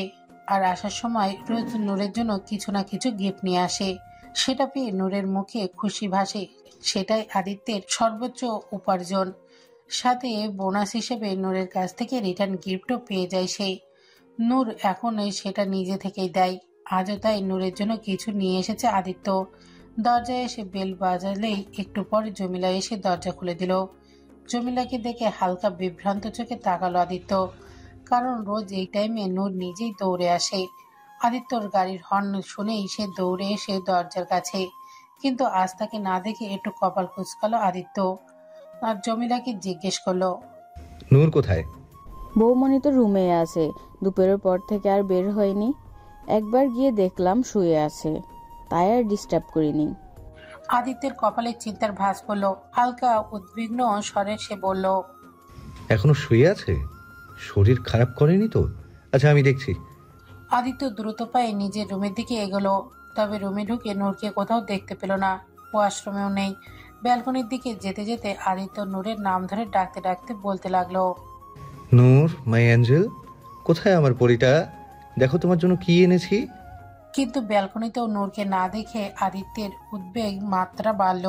সে রুমের ভেতরে এসে দরজার দিকে যেতে লাগলো নূরকে খুঁজতে। হঠাৎ গুনগুন করে হালকা কান্নার সুর কানে এলো আদিত্যের। পা থেমে গেল আদিত্যের। এদিক ওদিক তাকিয়ে সে এই সুরের উৎস খুঁজতে লাগলো। তার মনে হলো কাবাডের কোণা থেকে আসছে শব্দ। আদিত্য সেদিকে এগিয়ে গেল। কাবাডের কোণায় নজর যেতেই আটকে উঠল সে। শরীরের সমস্ত লোমকূপ দাঁড়িয়ে গেল তার আতঙ্কে। কাবাডের কোণায় নূর জড়সড় হয়ে বসে আছে, কাঁদছে আর কাবাডের সাথে নিজের মাথা নিজেই ঠকছে। মাথা বাড়ি খেতে খেতে কপাল ফেটে রক্ত বের হয়ে গেছে, তবুও বাড়ি দিয়েই যাচ্ছে সে। নূরের এমন ভয়ানক দৃশ্য দেখে আদিত্যের হৃৎপিণ্ড কেঁপে উঠল, যেন জীবনের সবচেয়ে ভয়াবহ দৃশ্য দেখেছে। নূরের জন্য আনা গিফটটা ঠাস করে পড়ে গেল হাত থেকে। আতঙ্কিত কণ্ঠে আদিত্য উত্তেজিত হয়ে উচ্চস্বরে নূর বলে এক ছুটে গিয়ে বসলো নূরের সামনে। দুই হাতে নূরের মাথাটা ধরে কম্পিত আতঙ্কিত কণ্ঠে বলল,